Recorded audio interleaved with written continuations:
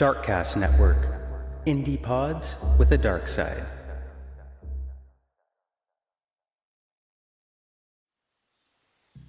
If you like weird, spooky, and strange history, then I have the podcast for you.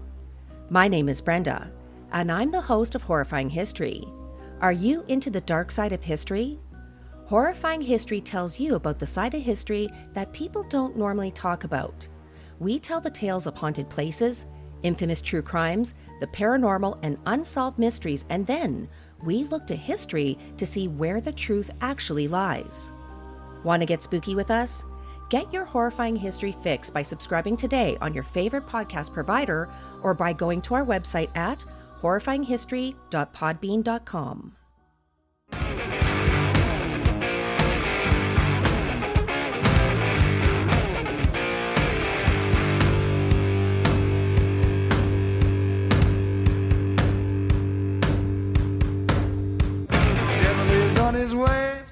Devil is on his way. Devil is on his way, motherfucker. The devil gonna make you pay. Fall to your knees. Devil is on his way. Fall to your knees. Devil gonna make you pay. Fall to your knees. Devil is on his way. Mountain Murders is an Appalachian true crime podcast. Some content may not be suitable for all listeners. Listener discretion is advised. We say fuck a lot. Hey, y'all. Welcome back to Mountain Murders. Hi, Dylan. Hey, Heather. How are you? I'm doing great. You shaking things up today? Yeah, I'm shaking my salt shaker. All right. That's what I like to hear. Yes. You know, I got something I got to say to you. Happy 6th anniversary, baby. A happy anniversary to you. Y'all. That's right. We've been married 6 years, guys. I can't believe she stuck around this long. We can never remember what the anniversary date is. We've talked about this before. And I think it was like 2 days ago I said happy anniversary. Yeah. And we were like, oh, okay, cool. And then we looked it up and we're like, oh, wait a minute. It's like 2 days from now. Well, yeah. We just figured it's sometime in late August. Yeah. Yeah. Right. All right. But I love it. So 6 years together. And our 6th podcast birthday anniversary will be coming up in December. Yeah, because we started the podcast fairly early on, right? Shortly after we were married. Yeah. Just a few months after. I was like, I'll marry you. You can make me an honest man if you do a podcast with me. I'm so glad it was your idea. It was not. It was Heather's idea. This is a typical Dylan. He takes my ideas and then tries to pass them off as his own ideas. That was the joke, man. That's bullshit. I never do that. See, look at us. You do it all like the time. Like old married couple. You do fighting. it all the time, bud. No, but I can't believe, honestly. I mean, she was like, hey, will you try this thing with me? I think you have a really, whole lot of talent and you're super awesome. And, I think only a person like you could, help me do this. So after, hours of admiration and her carrying on and on about how incredible I am, I was like, yeah, I'll try it. But no, in all seriousness, could you ever? I must have amnesia because I don't remember any of that, but you're absolutely right, Dylan. We'll just go with that. No, but you are amazing, and I can't imagine doing this with anyone else. No, you're amazing. I was just carrying on, obviously. Because someone else might actually chip in and help. I might have like a research partner, someone who contributes. I can't imagine that. But it wouldn't be. It would free up my time. That would never work. But that wouldn't be Mountain Murders. You know what I'm saying? It's like if you went in the past and fixed your life and your childhood completely, you would murder your future self. You wouldn't be who you are. You know what I'm saying? I'm down for that. Without all the adversity. Yeah, I'm so down for that. No, but did you ever imagine we'd be 6 years later still podcasting? No, over 470 episodes. And that is all because of your incredible podcast powers and our wonderful listeners. And Dylan, don't forget the secret sauce. Yeah, I mean, Dylan. I got the X factor. You're like the hot sauce that we carry in our bags. You can put me on anything. It's extra tasty. All right, so I can't wait for this episode. I've been champing at the bit You're not the only one. For this part too, yeah, You're not the only one. people are reaching out, right? Like, what's going to happen? I've had some folks who have asked, what's next? What's next in this crazy story? Well, before we get into part 2, Dylan, let's thank our patrons. We have a few brand new patrons who so generously joined us at patreon.com/Mountain Murders Podcast. We have Alyssa. Hey, Alyssa. Kristen. Hi, Kristen. Carrie. Hey, Carrie. And the 2 Heathers. And the 2 Heathers. So thanks. And don't forget Brenda. Double Heathers. I was getting to Brenda. Oh, I'm I sorry. was getting to Brenda. It's like that movie Heathers. The double Heathers. Yeah, together we can be a trio. I like it. Carrie, Kristen, and Alyssa, and Brenda. Thanks, Brenda. Y'all are the best. Thank And you all. We appreciate you guys. We really do. You help us keep the material coming, going, in and out. Gosh, they help us a lot. Like a burger. Our patrons are the best. All right, Dylan. Without further ado, let's get into part 2 of the Paquette murders. Someone told me they think it might be Paquette. Paquette. And they're probably right. Yeah? Because we know I'm like the butcher over here. I'll be butchering names left and right. Gosh, he's like the butcher of Bakersfield. It's true. Like Arnold in The Running Man. Oh my gosh, it's true. I am. And I'm going to yell, get in the chopper, because we have true crime to talk about. So, Richard Barron, if you recall last episode, that is a friend of Victor's. He offered to pay for Rena Paquette's exhumation. Okay. Dr. Fossum, who was responsible for the second autopsy, didn't believe the death was from the fire or that it was like that she self-harmed. There was no evidence to support self-immolation. Rena didn't smoke and was known to have a fear of fire. Well, look, most people don't, even if they do intend to self-harm, setting yourself on fire is very low down on the list of ways people would do that. I mean, what is she, a monk? I mean, really. On top of that fire, that's like kind of built just on her body, Dr. Fossum didn't understand why investigators weren't more interested in figuring out how it didn't spread, because she's inside a pigsty. It was a wood structure surrounded by hay.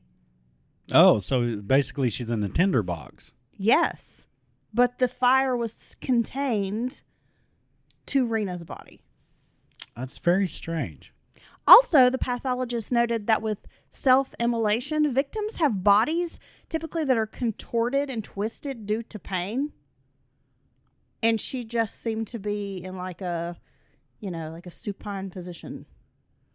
So if you were to set yourself on fire, you would be writhing in pain and like kind of drawn up in maybe a fetal position or something because it hurts, right? I mean, it sounds terrible. Right. And their, facial expressions, they tend to be, kind of gnarly. So you got like fire face. Yes. Yeah, I mean, that's the thing. I've heard of that. Rena's body was perfectly, positioned, right? There was also semen present, and Dr. Fossum had concerns about sexual assault. Back in 1964, no one had asked Arthur Sr. if he had had sexual relations with his wife on the morning she died. So there was no way to know whether this was a consensual sexual act between husband and wife or if this killer assaulted her. Due to the thoroughness of the original autopsy, coupled with the second autopsy findings, Dr. Fossum removed suicide from Rena's death certificate and changed it to undetermined cause of death. And that's the thing. The first autopsy was really well done. And he just couldn't understand how this suicide label was attached to the death certificate when there was no clear evidence of suicide. So it was obvious. And it was a suspicious death. But it was obvious the first coroner or whoever performed the first autopsy did a thorough professional job, Yes. right? Yeah, it's very weird. In April of 1992, Richard Barron and the Paquette family appeared on a local talk show hosted by former Miss New Hampshire contestant Kathy Burnham, and they were discussing both deaths. Within a week, 2 anonymous letters arrived. Richard received the 2 letters, and they were passed on to WNDS reporter Lisa Brown. One of the letters said, quote, "It is common knowledge in Hopkinton that a young man named Eric Windhurst shot Paquette with his father's .270 rifle." The letter went on to say Eric was avenging Melanie due to the abuse that she had suffered at the hands of Deanie Paquette. The second letter mimicked the first with the same information. So you have these 2 letters, anonymous, containing the same or similar information sent out after this show aired. That's interesting, right? Yeah. Being an investigative reporter, Lisa Brown wanted to get to the bottom of this rumor. She began calling Eric Windhurst's associates in Hopkinton. Many verified the, quote, story, saying that they had heard Eric was the shooter. A few friends mentioned that Eric had troubles, remembering how he had pulled a gun on some kids at a party in high school. During this time, an anonymous caller warned Lisa Brown. They called her up at work and said no good would come from looking into the Paquette murder. Oh, God. Oh, my gosh. So I think anytime you get a call, like a threatening call like this, that lets me know you're on to something. Well, yeah, someone's trying to get you to stop. Usually for good reason. It could just be somebody, trying to, like, some kind of sick hoax, I guess. But, I think pulling a gun on someone, short of defending yourself from an active threat, I think it's a very violent act, personally. Yeah, and the deal was, so Windhurst, his parents were really well known in this town. They were kind of an affluent family, some of the founders of the town, and his mother was what they called land rich. Like, she owned a lot of land, but they weren't really, like, financially wealthy. They didn't have a lot of liquid, right? Right. It was all tied up in the real estate. Yeah, they had a bunch of real estate holdings, but didn't really have cash on hand. So that kind of put him in this, like, unique position of sort of being considered, I guess, one of the wealthy kids, but not really having the money that the other wealthy kids had. And also, his mother, because she owned all of this land, had some cabins that I'm assuming were like vacation cabins. And he would often party at these cabins and hold big parties. Oh. Because, he was like the cool kid. And some students showed up that he didn't like or were from another school, and that's when he pulled the gun on them. So it was a very unnecessary act. Yeah, see, I'm the opposite. I have a lot of liquids, but no real estate. And by liquids, you mean what, a 36-pack of bottled water? Yeah, from the Walmart. In the pantry? Yeah. Nice. Yeah, it might be Dasani. I don't know. I don't pay attention to things like that, We just get the big cases. Okay. Yeah. It might be. I think it's BPA free. I mean, do people really worry about that? I mean, I don't know. I'm really worried about drinking tap water. Well, where we is now. That's really a first world problem, because a lot of people would love to have our tap water. So I'm trying to humble myself on the tap water. I still don't drink it without boiling it, but I mean, they take the poo water and make fresh water. I know. I was going to so say, it kind of scares me. I don't want to drink the sewer water. Yeah. They drain bodies to embalm them and throw the blood in that same water system.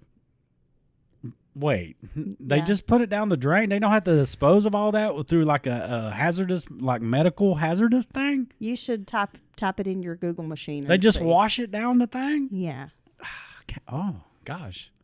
Yeah. All the more reason why I'm just not cool about drinking the tap water. I got to say, okay, I'm in the freight business now, and I got to say, cool stuff comes across my forks because I am forklift certified, if you didn't know. Ooh, Today, yeah. I had air boards that were going to a funeral home, and they were various lengths, and I'm assuming that is like something you would display a body on during, the doings of the mortuaries.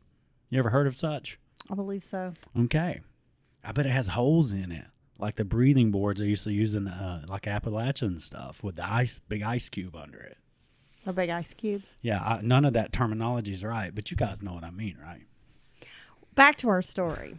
Brown was intrigued by the whole case when she learned that Melanie, Danny's stepdaughter, had lived with the state homicide prosecutor, who was now a judge, who had also petitioned the court only a week before Danny was killed. I mean, she's just like, wow, this is a lot to dive into.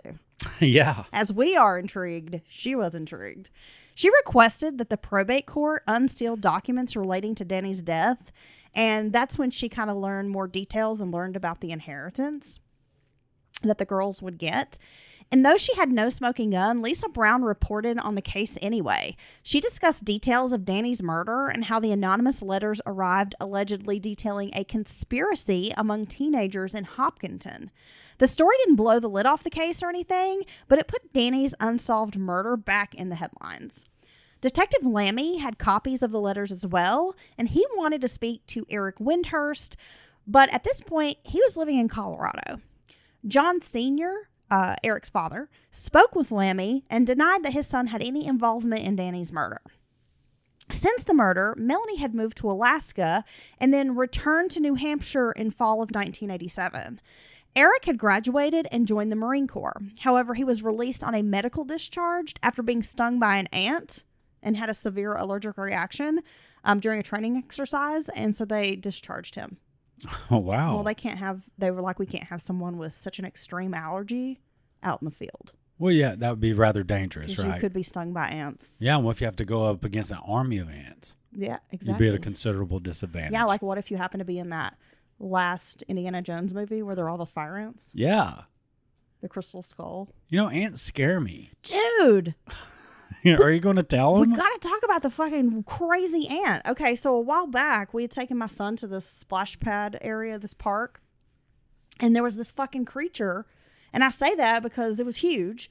Insect. It looked like an ant, but it was bright red. Bright fire engine red. And had black little And it was kind of fuzzy. legs. It was, oh my gosh. Well, it was crawling in my general direction, so I start freaking out. And I'm like, trying to kill the damn thing. Couldn't. This took me forever. Then I finally had the time after I had murdered the son of a bitch to look it up, and it's called a wasp ant. No, it was a velvet ant. A velvet ant. Yeah. They say it's like a wasp ant, and it's also called the cow killer. Because its sting is so bad. So toxic. And it's like a lone creature. The It lives- velvet ant, that's what it was, but they were calling it like a wasp Yeah. without wings. A Yes. wasp ant. So it's a freaking land wasp that looks like an ant. Well, and I knew it had a bad sting or something because it was bright. Anytime in nature you see bright yellow, greens, reds, orange, it means stay away. And sure enough, you said it was known as the cow killer because it can literally bring a cow down with its sting. Right? It's stuff of nightmares, Oh Dylan. my gosh, has anyone out there has ever had an experience with a velvet ant? Reach out to us at Mountain Murders Podcast at gmail.com. I didn't know this thing existed, and I'll be honest, it terrified me. Oh my gosh. It was so creepy looking. You almost died. Like, it was so scary. Yeah, my croc almost died. My croc was fighting it. And that ant was like fighting back. Yeah, dude. the ant was trying to fight my croc. My God's like ant wasp. Okay. Ants are scary, right? I put them up there with moths. I don't What? like moths. Swarms scare me. They're like all dusty and weird. And like bullet ants and stuff, man. What's a bullet ant? It's like that. I think it's got like the worst ant bite in the world. What is it, like a snow piercer train? It's a bullet ant? Nah, It it- speeds around like a Dude, damn and they just swarm, high-speed right? train. And like animals in the wild and stuff like clear out when they start swarming because they'll take you down, bro. Ah, okay. And they got the soldier. Anyway, I don't like it. I don't like bugs. gosh. So by now, friends of both Melanie and Eric speculated about what would happen given the rumors. Eric had moved to Breckenridge, Colorado, where he was working as a mechanic at a snowmobile dealership. That sounds awesome. John Sr. phoned Eric in May of 1992, telling him how law enforcement was asking further questions about his alibi, the relationship he had with Melanie, and Danny Paquette's death. Not good, right? No. Somebody looking at you. It's getting all stirred up. You a suspect? You suspicious? Michael Manzo was a reporter for the Laconia Citizen newspaper, and he had spent a year at the University of New Hampshire before dropping out to join the U.S. Army Reserve. On the weekends, when he was bored back in the day, this would have been like 5 years earlier, Manzo would hang out at the University of New Hampshire, crashing at his former fraternity house. Despite not graduating, Manzo was talented enough to get hired as a newspaper reporter, because he was like a really talented writer. And when he got a promotion in 1993, With the Union Leader, the state's largest publication, Manzo made a few courtesy calls to those he had previously worked with on stories, just to say thanks for all of your help. I'm moving on. If you ever need me, here's my new information. Just kind of networking a little bit. And that's when he phoned the police chief of Danbury, a guy named Steve Crocetti. He was one of those contacts. Manzo told him he needed to get something off his chest. He said, quote, "For 5 years, I've kept a secret. My former girlfriend told me she had her father murdered." When Crocetti asked, "Why did you keep it a secret?" Manzo said, quote, "Because I knew the guy molested children. I think all this time I've played judge and jury because I thought Danny Paquette deserved to die." Damn, dude. That's crazy. So Detective Lammy was able to arrange a meeting with Manzo. Manzo explained that he had met Melanie Paquette while she was a freshman at the University of New Hampshire. She had told him about the murder one night when visiting his old fraternity house. Manzo didn't know whether to believe her story or not. Manzo said half the time Melanie was full of crap and always doing weird stuff.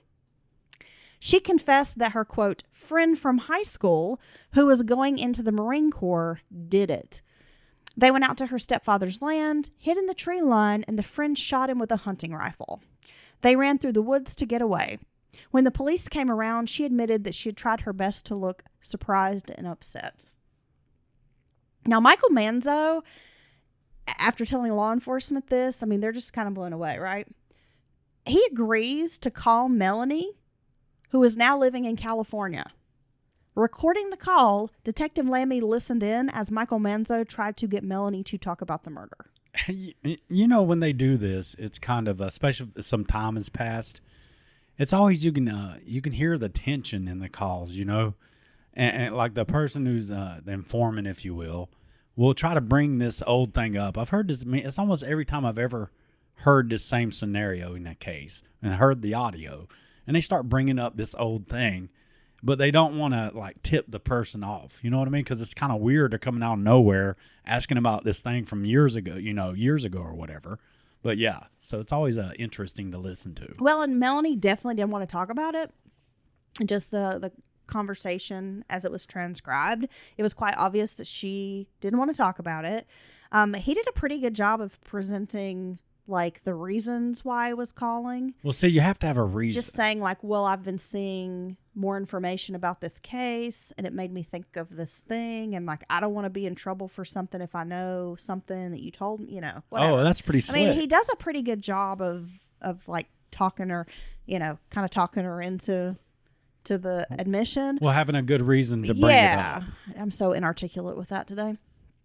But, Melanie's kind of not budging, and she finally, after he pushes her, she responds with, quote, "I had a lot of problems back then. I told a lot of people a lot of things." Oh. Manzo asked why. She said things that weren't true. And she said, quote, "I said lots of things. I told people I was dying. I told them I had a year to live. I just wanted attention in a lot of different ways." So either this is true, she really had nothing to do with it and just was trying to be kind of tough or acting out in some weird way, or she's gotten weirded out by him calling and started thinking, hey, I better play innocent. Yeah. But she's going on to admit that she's a liar and that she's lied about a lot of things, which makes me wonder, did she lie about Danny? Well, yeah. It's very... And as the story progresses, you guys know, listening to Dylan and I try to believe victims always. Right. But I don't know about this because some of the shit that we're going to find out about Melanie makes me think she may be a fucking liar, dude. Well, if you lied about that, what else are you lying about? That's what I always think. Oh, you just wait. We're going to get into some of her lies. Oh my gosh, she's a big old liar. So Melanie lost her temper during this conversation and started asking, why are you doing this? She said, quote, "I know someone is dead. I don't know why you're stressing yourself out about it. I said things back then that I regret. I said things a lot just to get attention, just to get what I felt was the love that I needed." And he said, "And telling me you had your father killed got you love?" And her response was, "It got me attention." Wow. So did she make up shit about Danny to get attention? Well, I guess we don't know the answer to that. So we're going to fast forward because after this, they have the information, but the case just kind of dies. Well, that wasn't, it was too vague. The thing she was saying was too vague. It was kind of could be read, multiple ways. So there was no smoking gun in that conversation. Right. So there's like a 10-year kind of lull in this case. Oh, just a decade? Yeah. So Wow. from 93, that's the last time that Detective Lammy has records this conversation with Melanie. He retires in 1994. He's the head investigator. The case just goes cold. So fast forward to 2003. As I mentioned, Detective Lammy has retired from the state police, so he's no longer on the case. Chief Stephen Agrafiatois, So he was the rookie cop at the Hooksett PD that was on the scene first when Danny was murdered, right? So we're just going to call him Chief A. Yeah, please do. Agrafiatois, yeah. You shouldn't do that to that family. Okay, look, it's a fancy French name. So he finally, he'd made his way up all these years from rookie to being the chief of police. And he wanted to reopen this cold case, but didn't have the authority to do that because homicides were run through the state police. Oh, yeah. Yeah, Right? we have to remember the state police play a big role in what is it, Massachusetts, was it? New Hampshire. New Hampshire, yeah. So Chief Agrafiatois, I feel like I could order this at a restaurant. Maybe. It's got scallops in it. In order to reopen this case, he went to the state to ask if Hooksett could have the authority to bring on a civilian investigator to look into the case. Permission was granted in January of 2004. So Chief Agra brought on Bill Shackford, a retired Hooksett officer who had been on the force and retired in the late 70s. And eventually went on to work at a sheriff's department to lead up this cold case investigation. Shackford would begin backtracking all the evidence and start the probe all over again. He started with a series of interviews of people from Hooksett who were around at the time of the shooting. Extensive time was spent with Richard Duarte and Court Burton, the men who had been working on the property at the time Danny was shot. He spoke to neighbor Kevin Cote. He even tracked down Andy Myers, the lineman who had discovered the bullet. He knocked on doors all around Whitehall Road, asking people if they remembered seeing anything out of the ordinary that Saturday morning 20 years earlier. A neighbor who was still residing in her childhood home, her parents were snowbirds and were in Florida, so she was living in their house like full-time year-round. She had been like 14 at the time of the murder, so she's an adult at this point.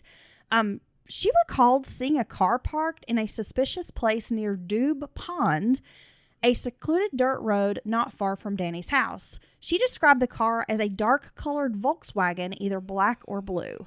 So the woman who was 14 at the time of the murder told investigators back then about this car, but they told her it was probably just a hunter and dismissed her.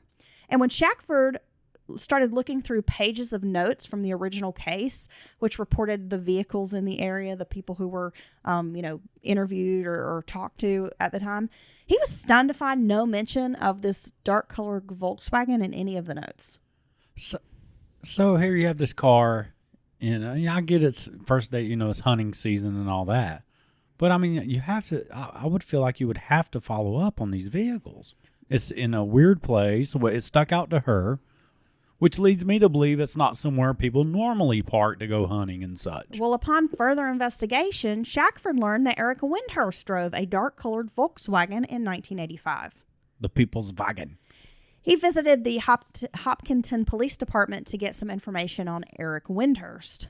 There was an officer working at the police department who knew Eric personally. They had grown up together from elementary school all the way up to high school.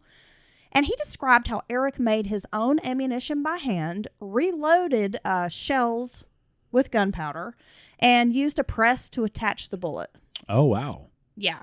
He confirmed that Eric owned a Model 77 Ruger that was a .270 caliber. So this officer had personally seen this weapon belonging to Eric Windhurst back when they were in high school. He also said that Windhurst was a wild kid, but had no adult arrest record in town. The officer said, quote, Eric was a hell of a shot. I was going to say, if someone's an avid hunter or been around guns all their lives, they could make a shot like that, 300 yards, pushing 1,000 foot. That's a hell of a shot, but it's not impossible, right? Shackford was able to disprove the stray bullet theory using GPS measurements from a nearby quarry where some men had been shooting on the day of Danny's death. There was always this theory that these men who were shooting at this quarry, somehow this stray bullet could have hit Danny. But he was able to go do kind of this scientific experiment using GPS coordinates to determine that it was impossible. So these were basically the only people in the area known to be in the woods shooting that day. Yes. There was beginning to be a lot of circumstantial evidence pointing at teenage Eric Windhurst as being the killer of Danny Paquette. On July 14th of 2004, Shackford and 2 state police officers rang the door at Melanie's Boise, Idaho home. Wow, him. She was shocked to see these men at her doorstep. Him being into guns like this and doing his own loads and everything like that, he can adjust the velocity of the round and make all kinds of corrections and have the round very specifically dialed in for what he was trying to do as far as the distance and everything goes. You learned that from my daddy?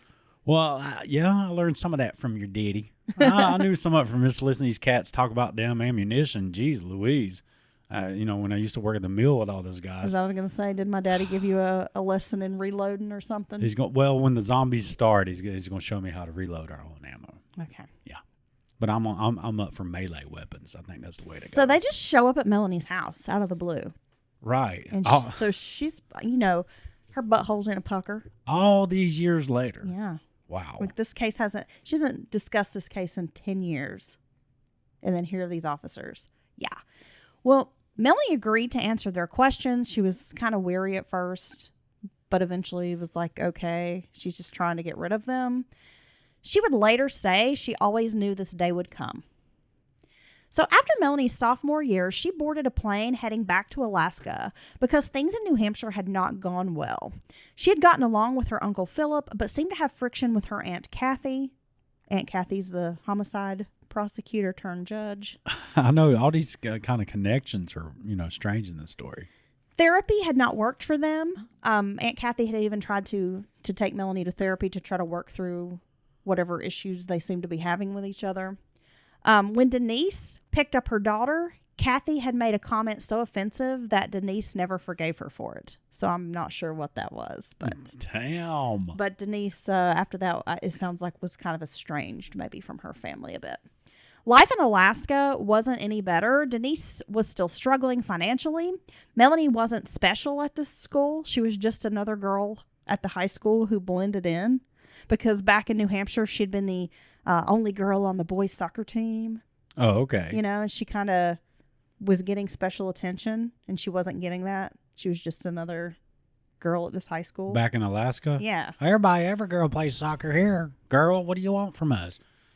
That's interesting how she was kind of shining in New Hampshire, but, not so much. So, I think maybe you were on to something before when you said maybe she seemed to, when she went to live with the aunt and uncle, it seemed kind of like maybe she was a bit bratty, because Denise was concerned with the designer clothes and all these things. Yeah. Maybe that is the friction she was having with her aunt. Your aunt, maybe the aunt figured out she's a bit of a brat. It's pure speculation on my part. She ran away from home when she was in Alaska. In a bid for attention, Melanie said she hit herself in the face with a piece of wood and claimed to have been raped. Again. Look, this is... these are serious issues. This is beyond wanting some attention. That is why I'm questioning whether the allegations against her stepfather are real. This isn't like getting even negative attention, keeping on or whatever. Sneaking out. Lying about skipping school or something. No, these are big deals. I'm not going to say normal bad kid behavior, but those are kind of, when you think of kids acting out, being bad, troubled teenagers. You think about they're smoking behind the barn. Well, just smart, not rape accusations. No. Because that's going to bring emotional turmoil on everyone around you. If they believe, if they believe your story, they're going to think you really got raped, which is going to cause them a lot of emotional distress and worry. And I mean, gosh, damn, that's a hell of a thing to lie about. Yeah, I know. Meanwhile, Melanie had continued writing Eric back in New Hampshire, and she even wrote him about this fake rape.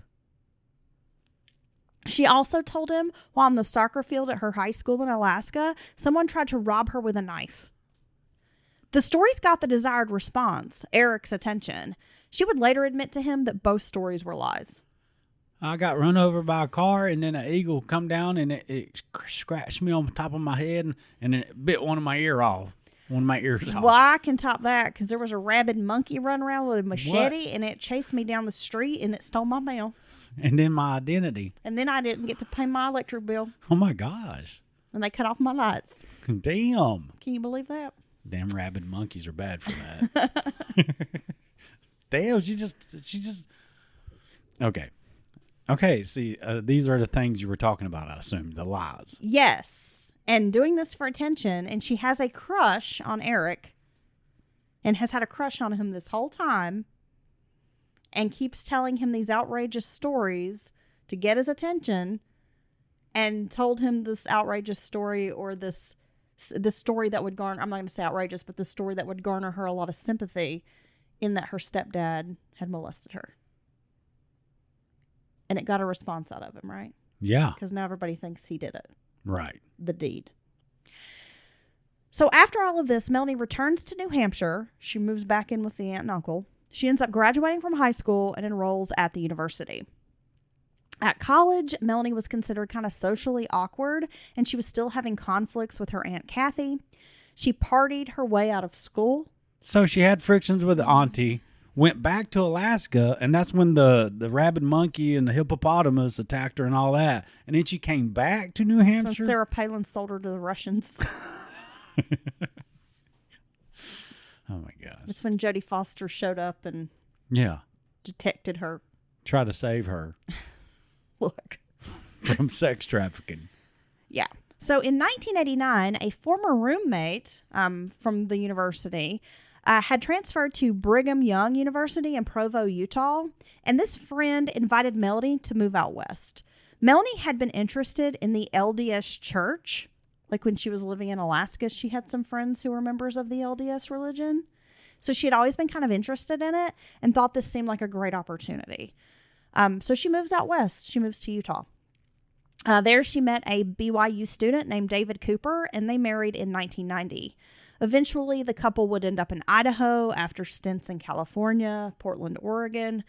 So in early 2004, David told his wife that he wanted to move to Wyoming and open a Yamaha dealership selling motorcycles. Okay. So that was going to be their plan. But it's being interrupted because now the cops has come a knocking. Now, when Denise reunited with Danny, Melanie would tell officers that she did not approve. We have to keep in mind, though, she's saying from the get-go she did not like Danny. She was like a very young, like a baby when her mom got with him. Yeah. Like 2. Damn, she was big mad at Danny at 2? So that's another part of the story that I don't understand is she's like, I never liked him. It's like, look, I know I was a toddler. But then everybody talks about how she was a baby. Like, her parents had only been divorced for a short period. She was like 1 or 2 when they got together. Dude, what if it turns out the kids are like really, even though they appear to be just goo goo gaga, what if they're fully sentient from like day one? Do you remember shit from when you was a baby? I don't remember what happened last week. I know.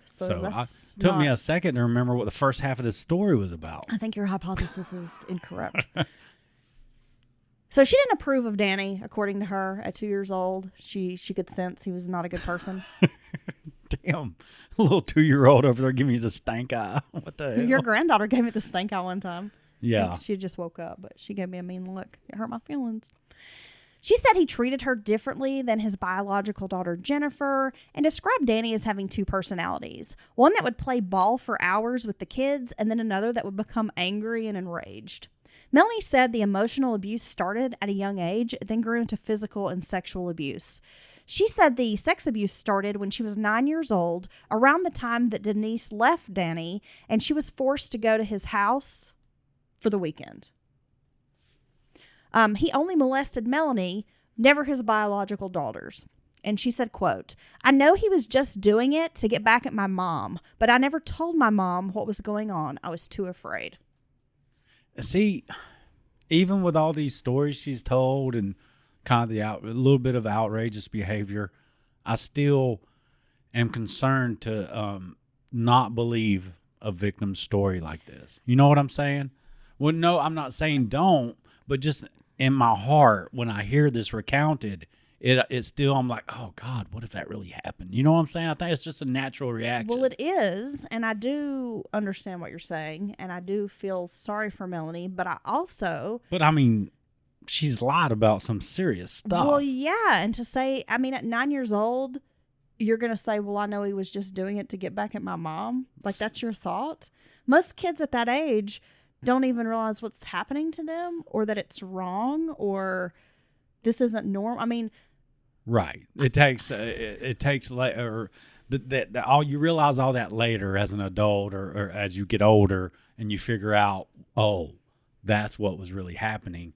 You normally wouldn't have those types of thoughts, most kids. I agree with that. And also, her mother, Denise, seems to be a fairly manipulative person in ways. And that, maybe she's picked up on some of those behaviors from watching her mom. So, I mean, it's tough, Well, just after Danny's sent off, how do we know that there wasn't some parental alienation going on, that Denise didn't convince this girl that these things happened to her? Yeah, I mean, who knows? Because that does happen sometimes. Happens a lot. I don't know. It's so murky. And again, I don't want to say I think she's a total liar, but she does have a track record of not telling the truth, right? And there will be some more things that come up in relation to this that I'm going to point out as a bit of a red flag for me. So she said that on November 9th of 1985, her alibi was being at this hockey game with Eric Windhurst. When the detectives mentioned that they needed to verify all of these statements via a polygraph, she got really nervous, didn't want to take the polygraph, but then finally agreed. Melanie told the examiner, quote, "I'm ready to tell you what happened." So this is what we know from the polygraph. So leading up to November, the time of Danny's death, Aunt Kathy had drafted some legal documents to seek guardianship of Melanie and had asked the probate court to keep the proceedings sealed to protect Melanie from Danny. The document made a convincing argument that Melanie had been sexually abused by Danny Paquette. On Monday, November 5th of 1985, so this is just a few days before his murder, a judge ruled that Danny did have a legal standing in the guardianship hearing and denied the motion to exclude him from the proceedings.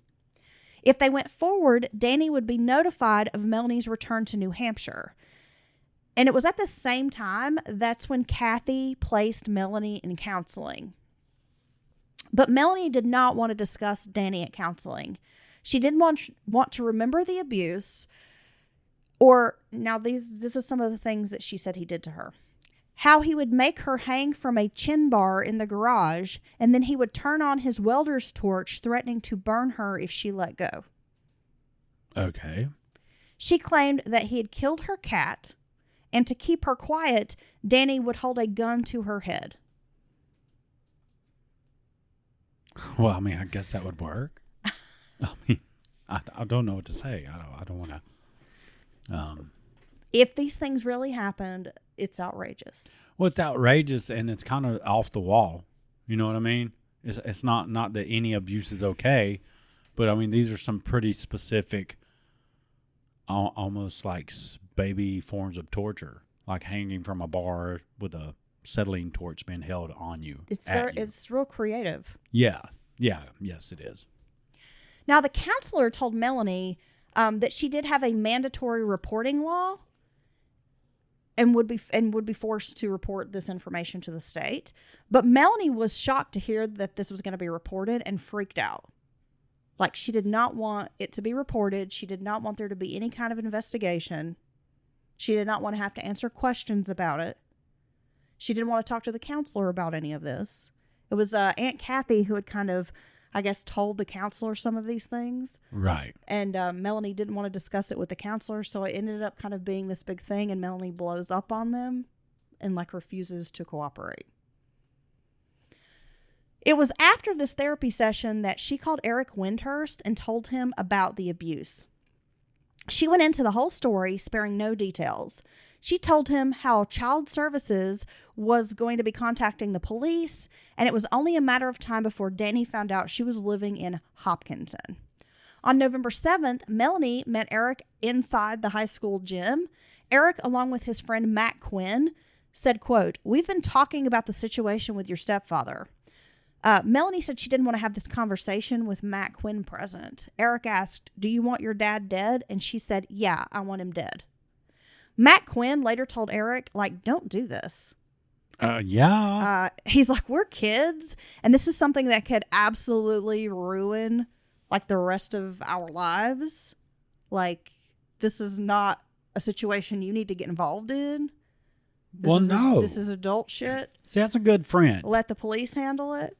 Well, that's a good friend, because a lot of times in these stories, you know, everybody's kind of nonchalant about these types of things, or everybody decides, you know, all get in a car together and go do some crazy shit like this. So this is a good, solid friend. Like, hey, this is getting, you know, too much. Don't do something. Don't make a mistake that could literally affect the rest of your life. And plus, you're killing somebody. Saturday, November 9th of 1985, Eric phoned Melanie to say, basically, "I'm going to go do it." After some back and forth, Eric agreed to bring Melanie along. It will be speculated that Melanie told Eric, "Well, you don't even know who you're supposed to be shooting, so you need to bring me to point him out." Okay. That'll come into play later, so just hang on to that thought. So he picks her up in the Volkswagen Rabbit, telling her family that she's going to a girls' field hockey championship game at Plymouth State College. And this would actually be a trip that would, like, take them about an hour and a half to travel to the college. Then there would be this game. So she would be gone for a period of time, like probably 5-6 hours. So it buys them half the day, Yes. or the evening, or however you want to look at it. Right. But instead, they go to Hooksett, which took them about 20 minutes from Hopkinton. Melanie instructed him where to park, saying she knew a path in the woods near Danny's house. He had the Ruger 77 with 270 bullets that he had manufactured himself. Before walking into the woods, Eric smeared mud on the front and back license plates. I should also note that Melanie was really dressed up for Eric. Like, they're going out into the woods to do this, and she had on, like, her nicest dress coat and a pair of, like, high heel boots. Okay. Not in, like, woodsy outdoor clothing, which just lets me know that her whole thing is to impress Eric. Yeah, that's what it sounds like. Right?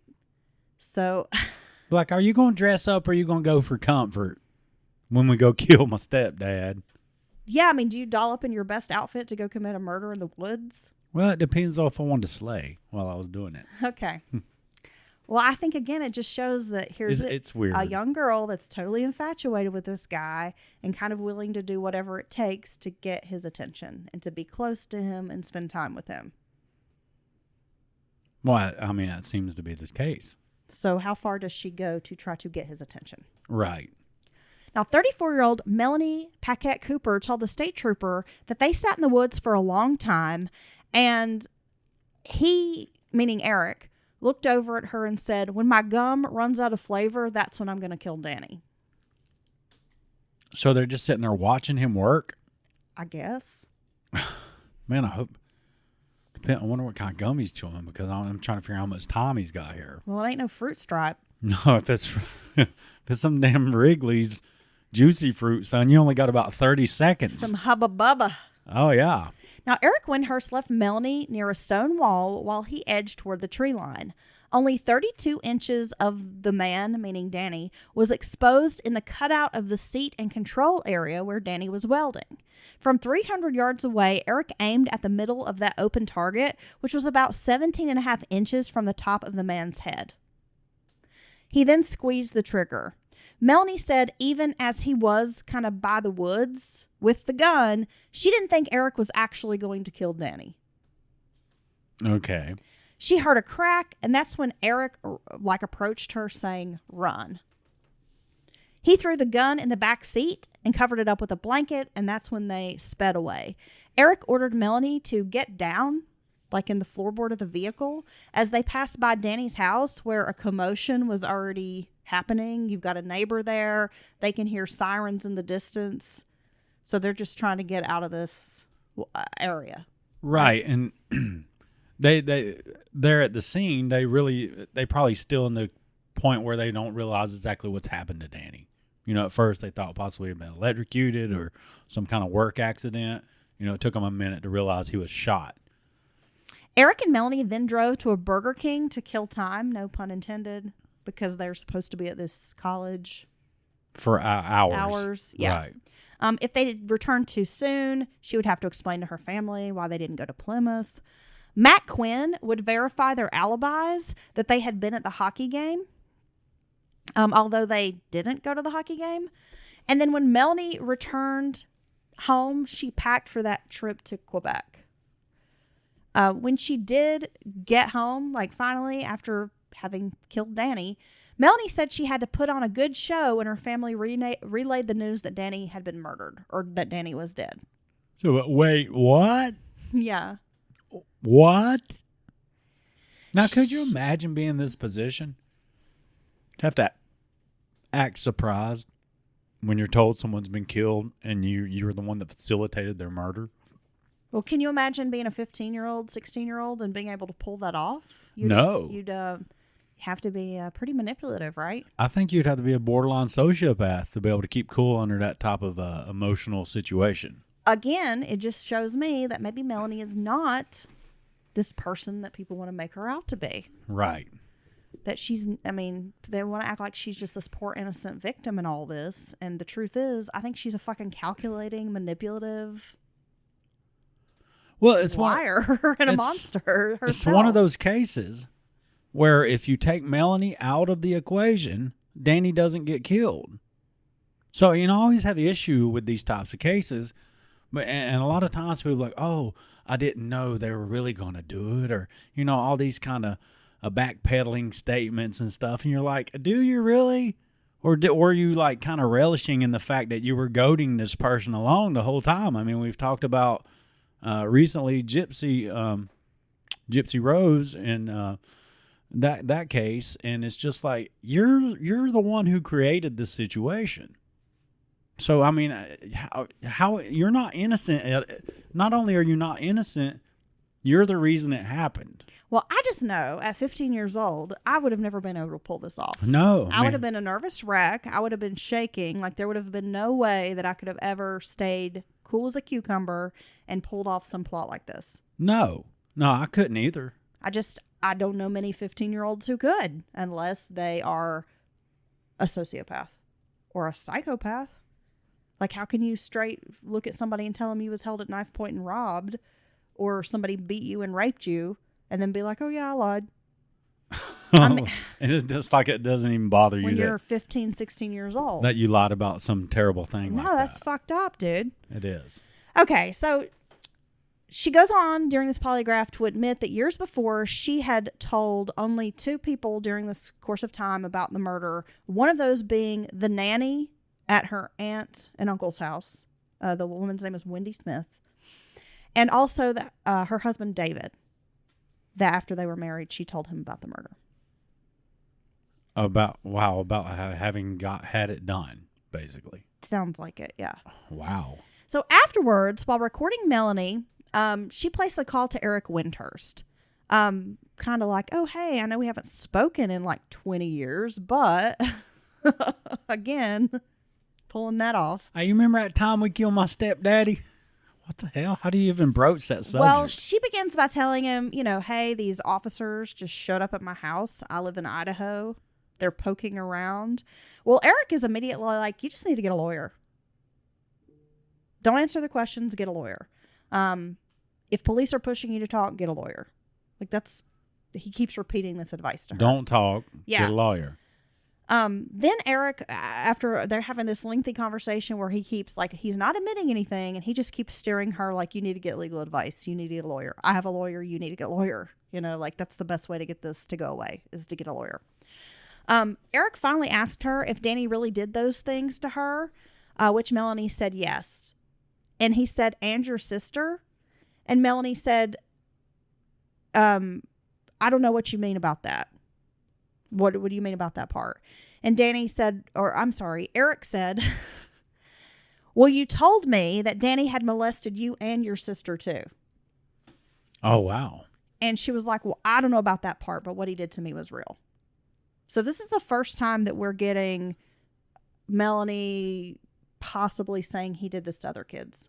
Because it's always just been her, right? Well, also, in a way, I'm sure the investigators are like, okay, because you're getting not a straight up admission, but almost like you're getting him confirming that there was a reason to have done it, a motive to have done it. Without additional witnesses, aside from Melanie, they wouldn't be able to move forward with prosecution. Shackford and the state police needed to find Eric's innermost circle of friends from high school, the ones who had been spreading this rumor for all these years. Yeah. Right? Eric's ex-wife, she was interviewed. She said Eric's poor work ethic and over-the-top temper is what ruined their marriage. She said Eric allegedly beat up a man he thought was sleeping with her, like around the time they split up. The divorce had left him broke, and he had moved back onto his mother's property, actually into that cabin where he used to party. Oh, wow. As a high school kid. She said Eric never told her directly about the murder, that it was always just a bit of a rumor that she had heard, but that he never fully came out and admitted what he had done or confessed. Eric's high school girlfriend, her name was Thea, and they go to her. She had actually been one of Melanie's roommates in college, and she had always been sort of jealous of their relationship. She said Eric always called Melanie like his little sister, but that it was very obvious to her that Melanie was in love with Eric. Oh, yeah, there again. So it was one of those things where she was like, I can be jealous or I can like keep my enemy close to me. So she befriended her, lived with her. Wow. So she could kind of keep an eye on Melanie. She's playing 4D chess. Yeah. Well, it turns out that Thea had kept detailed journals dating back to the 1980s from when she was in high school. And she still had those. So here we are like 20 years later and she still has these diaries. Gosh. Which actually proves to be pretty beneficial for law enforcement because she had an entry dated April 16th of 1989. That was the day that Eric's best friend, Ricky, had told her what he had believed about Eric, that Eric had killed Danny Paquette. And it's right there in the journal. And it's right there in the journal because she's having like an emotional kind of breakdown. Like, oh my gosh, is this true? Am I really with somebody who committed murder? Right. Could he have done this? Yeah. Matt Quinn is the only friend that really came through with information. All of Eric's other friends seem to be like loyal to him or afraid to get involved because now they've all moved on. They're veterinarians, doctors, and they don't want to say, yes, we knew this and never reported it kind of thing. Right. And they're thinking about saving their own asses. So they're not real helpful. But Matt Quinn, now remember, he was the guy in the gym the day that Melanie and Eric were talking about, do you want him dead? Yeah, I mean, he heard them discussing it, and he heard, I guess, Eric agree to do it, right? Or talk about doing it. So he's the only friend really that came through with the most information. And he told investigators that story of how Melanie approached them, meaning he and Eric, in the gymnasium and how Eric had made comments about murdering Paquette and how, he had advised him, like, don't do this. It's messed up. And then later that evening, because this was like on a Friday before the murder, and I didn't put this in the story, but I'll just tell you real quick. They had a party at the cabin. And Eric approached Matt and was like, guess what? I did it. Oh, God. And Matt's like, you did what? And starts kind of freaking out. Like, are you fucking kidding me? And then Eric's like, oh, just kidding. It was like a joke. But then the very next day, Danny turns up dead. Damn. Yeah. So, okay.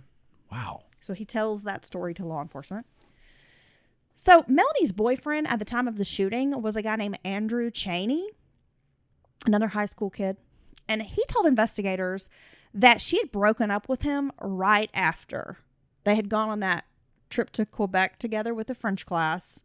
And this was right after Danny was murdered. And just within days, she dumped him. He had waited for her to show up at that hockey game, but she never did. So totally disputing this alibi where Matt Quinn said they had been at the game. Cheney confronted Eric. This was a few days afterwards at his home because he had learned about Danny's murder and was like, did you do something? Like, did you and Melanie do something to this guy? And Eric gave him a hypothetical answer like, well, if it happened, maybe it would have happened like this. So he pulled an OJ. Like, I didn't do it, but if I did it, we might have done it like this. What the hell? Who even talks like that? I mean, seriously. Well, this guy, Andrew, was definitely suspicious afterwards. Like, I'm pretty sure Eric was involved in this. Right. And that he and Melanie did something, but he didn't have proof. And it just fed into these rumors that began circulating. Yeah, I love those. Well, I didn't do it, but if I did. If I did it. I feel like that's how you tell me, though. Like, I didn't drink that beer, but if I did do it, I might have done it out in the yard so you didn't see me. No. That's how that candidate up there. But No. I didn't. No, I didn't do it. I'd be forthcoming. I don't beat around the bush when it comes to beers I used to drink. And I still stand by the statement that an omission is not a lie. Just, omitting information.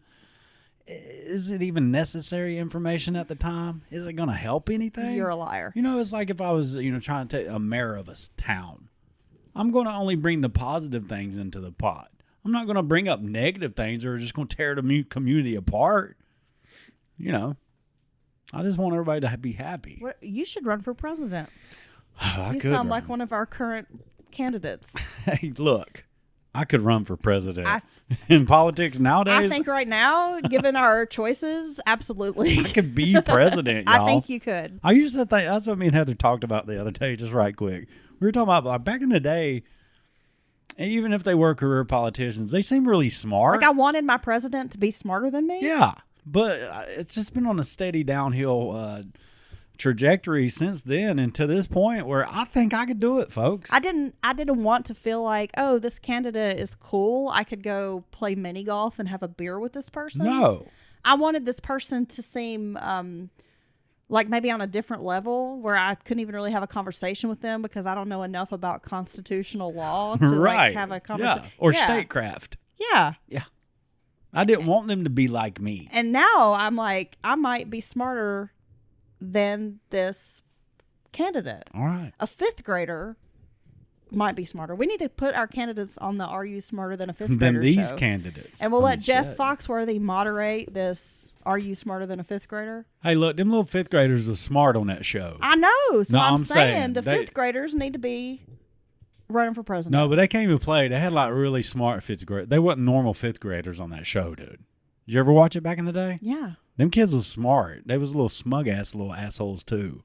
They knew all the answers. And they'd be like, guess you didn't know that, huh? I'm like, damn, you in fifth grade? I'll fight you. I feel like I was a lot smarter when I was in the fifth grade. All right. Mountain Murders for president. Dylan Packer for president. No, they'll never do it. Oh, well, we already know the truth about you, so we don't have to be like, did you inhale? Dylan would be like, motherfucker, I inhaled everything. And if you got some more, I'll inhale that shit too. Hey, look, I'll be like, look, it's all right there in the podcast. All my skeletons have been shared. There's nothing you can surprise the public with. It's true. It is true. Okay, back to our story. No more Dylan for president. So Martha Windhurst told law enforcement that her brother-in-law, Eric, confessed to killing Danny Paquette on New Year's Eve of 1985. This was shortly after being interviewed by police. He burst in her home and made this confession to her and her husband, John. They called him Trapper John. They really call him Trapper John? They did. They Okay. called him Trapper John. He burst in their home and was like, I have to tell y'all something, and then just blurted out like, I killed this guy. Damn. Yeah. Martha admitted that she was struggling with alcoholism at the time and kind of had her own bullshit going on. So she didn't really This is one of the reasons why I guess she didn't really go to police or anything. She was drunk as hell. I was like, I don't know what he's talking about. Maybe. I'm just trying to be drunk. I guess. In 1992, Martha typed up 2 letters anonymously and sent them to authorities. These are the anonymous Yes, letters. they kept trying to figure out who had written these letters. And it turns out it was his sister-in-law. Now, it wasn't until December 14th of 2005 that Eric Windhurst was escorted into court to face murder charges. After spending months interviewing people close to him, Eric was finally indicted for first-degree murder. Melanie Paquette Cooper fully agreed to cooperate with the investigation, and she would likely be the star witness. The prosecutor, Jeffrey Streslin, worried the jury would see Eric Windhurst as a nice, clean-cut guy who killed a child molester when he was a minor. And instead of a conviction, they would want to give him a medal. Well, I mean, if all that's allowed, that testimony or the motive that they claim they had was allowed in, I mean, you'd have to worry about that. Streslin also didn't believe the motive for the crime. Reading through all of the old interviews and the new interviews, it was learned that Eric's father had abused his sisters. So finally, after figuring this out, the motive makes sense for Streslin, because before he just couldn't wrap his head around this young man who's only known this teenage girl for a few months. They're not romantically involved. Why is he so ready to do this? Yeah, why is he so ready to go avenge her? What? Oh, gosh. I'm getting sitting here cramps. Okay. Oh, shit. All right. Okay. Oh, my God. So he's like, okay, well, now it does make sense to me. If he finds out his father is a child molester, then he's taking his rage and anger out on this other man. Right. Like he's going to do something about it this time. Now, at this time, 2005, Eric has a girlfriend. Her name is Heather. Today is the episode of Heather's. It is. All right, Dylan. So Heather, she said, quote, Eric said he couldn't bring himself to confront his own father, so he was able to turn his anger on Danny Paquette, which is just what Streslin theorized. And that kind of, that makes sense now, right? Lisa Windhurst Terry, Eric's sister, confirmed in interviews with law enforcement that her stepfather, John, Eric's father, had started abusing her at 10 years old. Eric had been the one to tell their mother, Barbara, about it. When confronted, John Sr. said Lisa had come on to him. The 10-year-old? The 10-year-old. Man, somebody should have shot him square in the face right then. The prosecutor's alternate theory was that Eric had not acted in defense of another person, Melanie, but out of displaced anger for his own father's misdeeds. Wow. Scott, Eric's other brother, his ex-wife Christine would tell law enforcement that Scott had confessed to killing Danny Paquette, and it was Martha, the other sister-in-law, who told her no, it was Eric who did it. And so she was confused for a long time, thinking her husband had been the killer. What in the world? And why would he say he did it? I don't know. I know, right? He's trying to be tough or something? Weird. Eric entered a not guilty plea to the single charge of first-degree murder. If found guilty, he could face life in prison without the possibility of parole. Eric was betting on the fact the crime was committed when he was a minor and that he killed a child molester, making this case winnable. And I guess that's what his attorneys told him as well. Well, you were a kid and this guy's a creep. Now, after a series of motions, including trying to say that Eric had acted in self-defense, Eric was a third-party defender to Melanie. I mean, that's... How in the hell you acting in self-defense from 1,000 feet out? That's a creative stretch for his attorneys, right? To an unarmed man. Yeah. On unsubstantiated claims of child molestation. The trial was slated for August of 2006. Eric's defense tried to keep the phone recordings out of evidence, but that didn't work. The defense also wanted to introduce evidence of Danny's abuse of Melanie to prove that the other Paquettes lived in fear of him. They sought counseling records from Melanie's therapist who had reported the abuse. However, the counselor was, quote, too aged to be of assistance, and those notes were never retained. Okay. So these are 2 losses for the defense. Yeah. Allowing the recorded phone conversations in hurts, and then not having any kind of real evidence, even her telling someone else about the abuse. Right. They also wanted copies of Danny's medical records from his time at the state mental hospital, which the prosecution argued that there was no evidence that could be obtained from those regarding the murder. That, like, Danny's mental health records from years before didn't have any bearing on this murder case. And I agree with that. Yeah, I agree with that. And from the prosecution standpoint, it would just, maybe you could view this as a tactic of the defense to try to say, well, he was in a mental hospital. I mean, it's kind of like there's no real good information there, or, something to support your case. It's like you're just bringing that in to kind of almost, like attack his character or something. Right. And also, Danny's not on trial here. Right. Yeah. He didn't do anything. He didn't attack anyone. He didn't kill anyone. So the prosecution wanted to prove that no one had a right to kill another person. Like, you can't take the law into your own hands. And Streseland would often say to Eric's defenders, quote, what if Eric was wrong about Danny? What if he wasn't a child molester at all? What then? Right. I mean, that's the big question.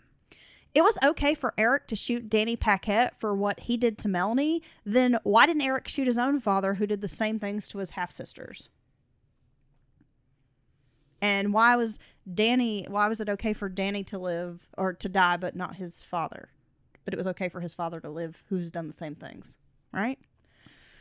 Streseland filed motions to keep Eric from using the defense of others' claim at trial. He also moved that no evidence of Danny Paquette's crimes or wrongdoings be allowed. He also filed a motion to allow testimony to be presented to the jury about John Windhurst's sexual assaults. That way, the self-defense claim was counteracted with this alternative motive for the killing. And so, the prosecutor, I mean, he's got it all planned out. He's going to get John Windhurst Sr. up there, make him admit what he did. So self-defense is in defense of someone else. Yes. That's actually something you can argue I in some suppose. states, I guess. Yeah. Okay. Now, that's when Eric's attorney was ready to make a deal. When they could see this isn't going to go well for us, hey, we're ready to make a deal. The Paquette family was less than thrilled about this. They believed anything less than first-degree murder was a miscarriage of justice. Victor said, quote, we're going to stand up in court and tell the judge we object to this deal and demand that he reject it. Nadine, Victor's elderly sister, pleaded with him to support the plea bargain, and in the end, he did. Well, a lot of times prosecutors won't move forward with a deal unless the family agrees. On August 21st of 2006, Eric Windhurst pled guilty to a charge of second-degree murder. The structured sentence was 15 to 36 years in the New Hampshire State Prison for Men, and it did offer the possibility of parole. When asked if he had anything to say to the Paquette family, he simply said, I'm sorry. Well, gosh, I mean, honestly, after all this time, and I never like to speak for families because it's their burden, and I'll never know what that's like, I hope. But you almost got to be happy that any kind of justice has been served after all these years. I mean, it's been a long time at this point. The judge said, quote, to shoot someone you've never met at a distance, it doesn't get more deliberate than that. Melanie would plead guilty to hindering apprehension charge, and the prosecution asked that be a suspended sentence. Danny's niece told her, quote, you were and are the architect of this murder. You killed him. You orchestrated the murder. Without you, there wouldn't have been a murder.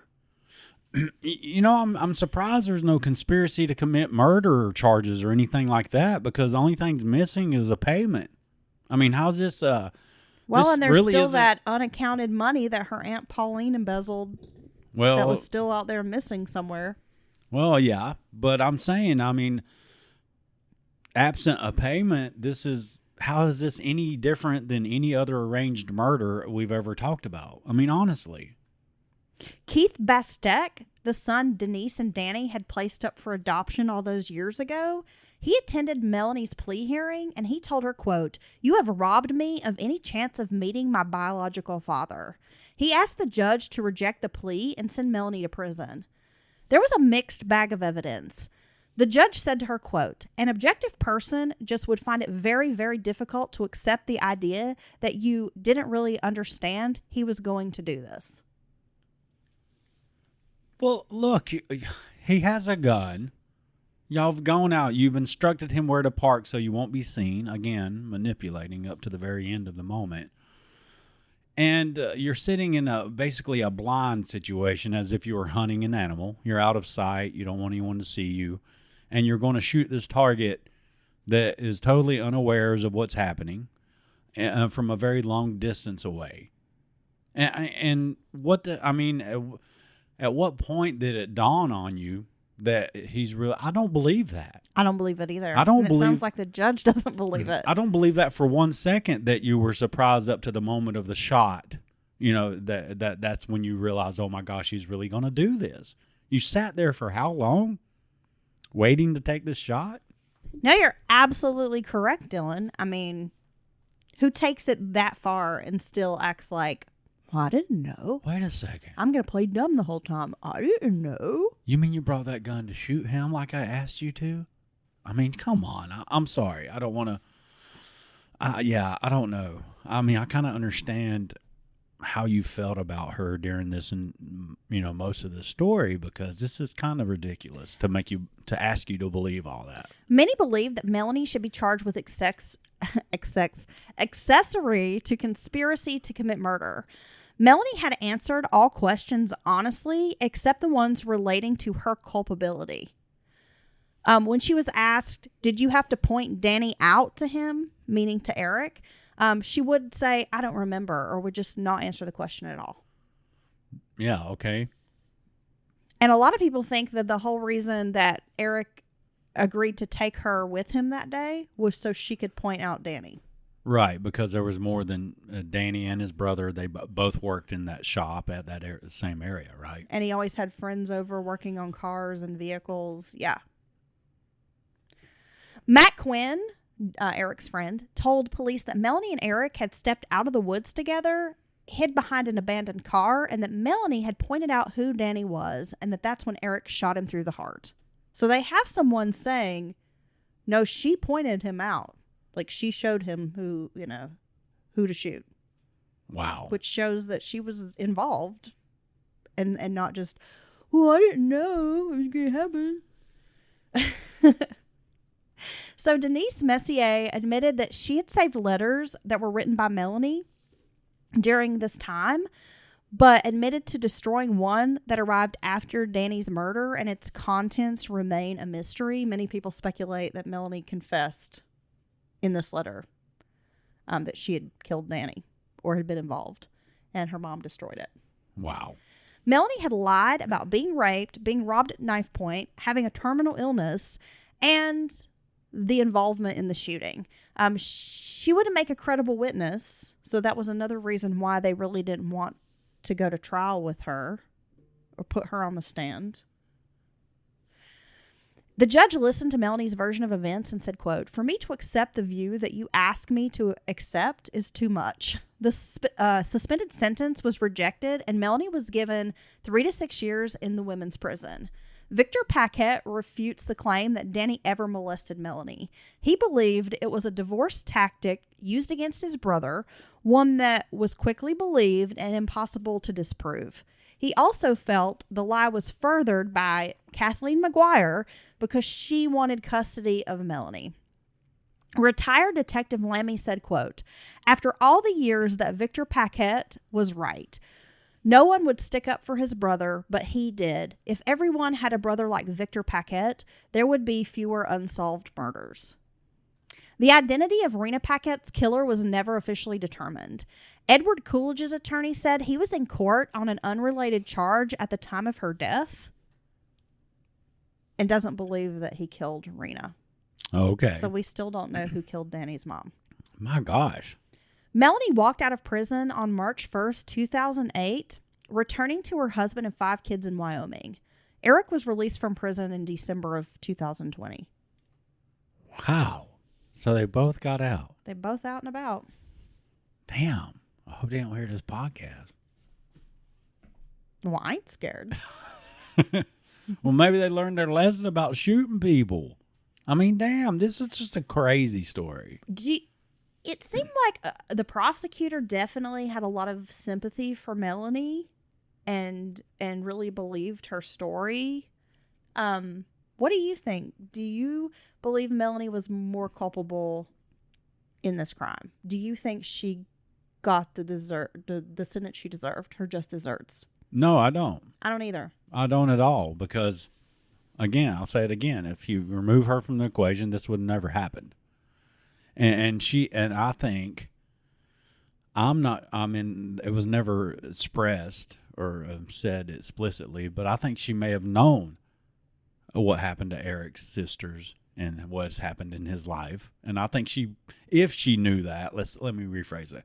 If she knew about what had happened to his sisters and in his own family, as far as his father molesting his stepsisters, she would use that. She used that against him. Or she would. I think she's a manipulative person. And I think she would. All these things she lied about, telling people you're dying of a terminal illness. I mean, these are really heavy lies that cause other people pain and emotional distress. And your willingness to do this over and over again and not give a damn about how it's making people around you feel, it's pretty fucking cold in my book. And I think it's way beyond just lying. It's way beyond, not telling the truth or bending facts, to be more beneficial to you. I think it's kind of fucking evil to lie about things like that. Rape, terminal illness, being violently attacked. I don't know. It's a lot. Well, and I just find it really, I don't know, a lot of this is very strange to me.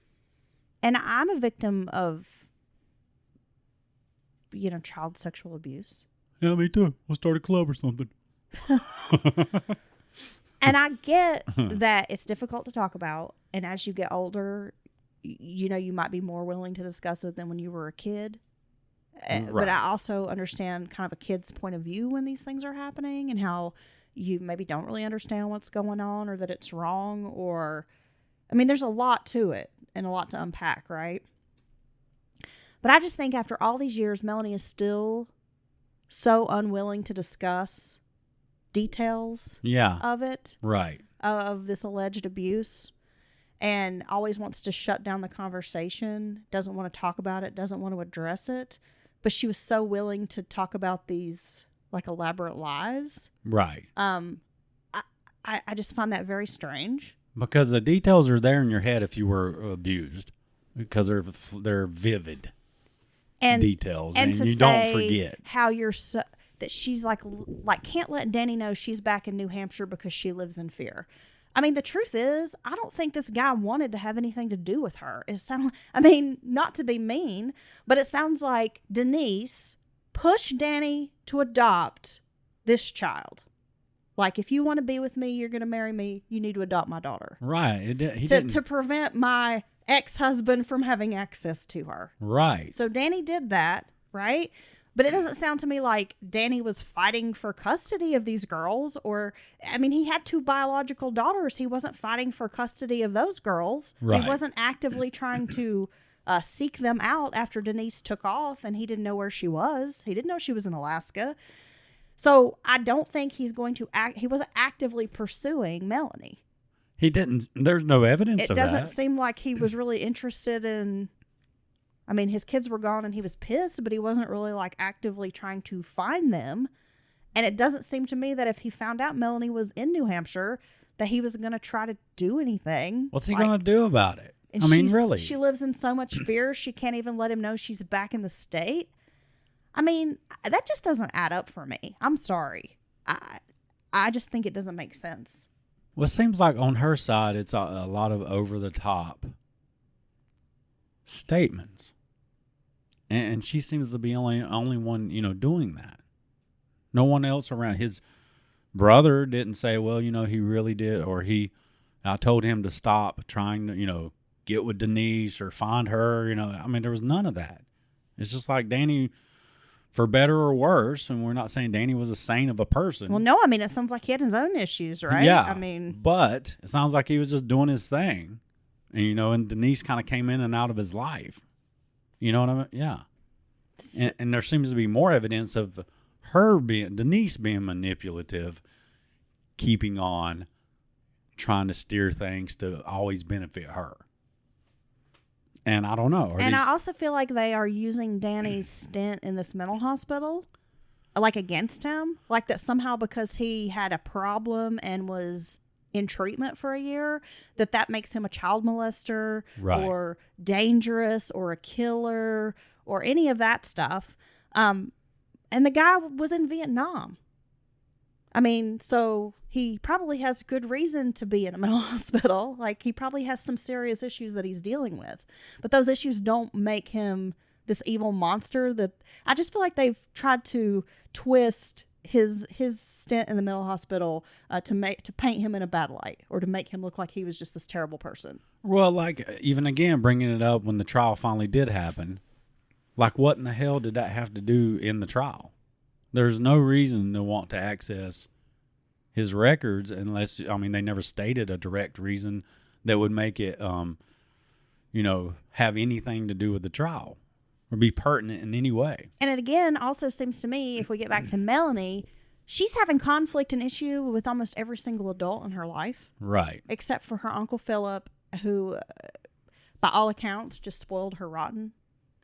But she doesn't get along with her mom.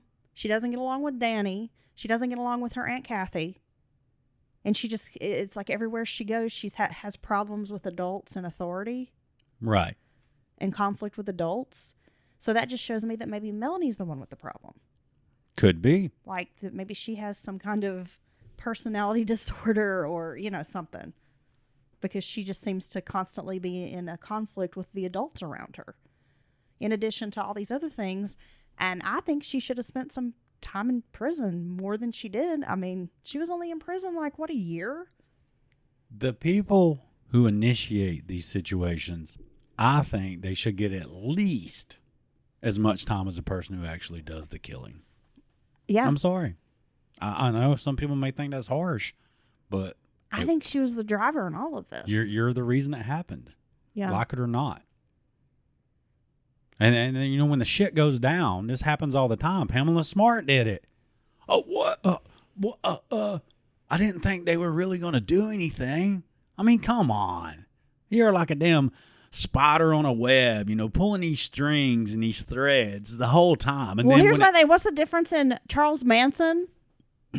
Oh, I didn't know they were going to go out and kill all these people. That I and told then him to Melanie, go kill. like, oh, I didn't know he was going to go kill somebody. And bitch, you went fucking with him. Yeah. Anyway. And chew gum. I don't think I like Melanie that much. Just through my research, I think there's more to Melanie than we've been told. Well, there you go. So it's probably a good thing her Mormon ass is out in Wyoming. Okay. Away from people. Well, you know, it's not very populated. Because she just seems like she could be a dangerous person to me. Yeah. I don't want this woman out running around these streets. Don't go hunting with Melanie. No shit. Jeez Louise. Well, it's a wild and crazy ride of a story, I must say, with all the ins and outs. And I appreciate that. I appreciate your deep dive on this and a ton of information. I still want to know who killed Rena Paquette. Yeah, I know. I just can't believe they're just like, it ain't no big deal. The investigators back then, I mean, because it seemed pretty weird.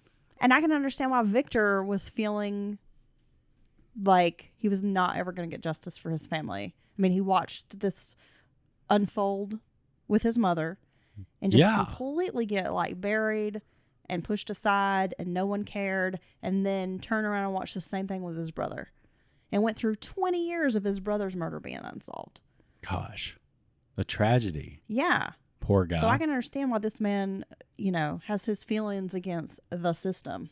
Yeah, no shit. Because the system failed him. What systems? What he say? For real. Yeah.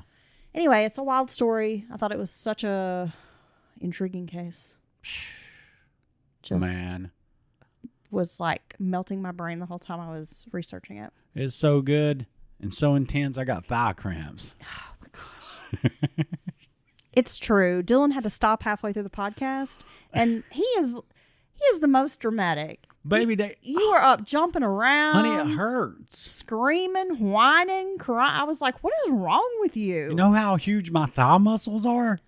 And they were both cramped at once while I was sitting in a chair. I just don't know if it was necessary for all that drama. Well, you better be glad we had some of them damn topical pads, salon paws, or I wouldn't have been able to finish the episode. Maybe you need to stretch. Maybe I need to eat some nanners. Maybe you need some potassium in your life.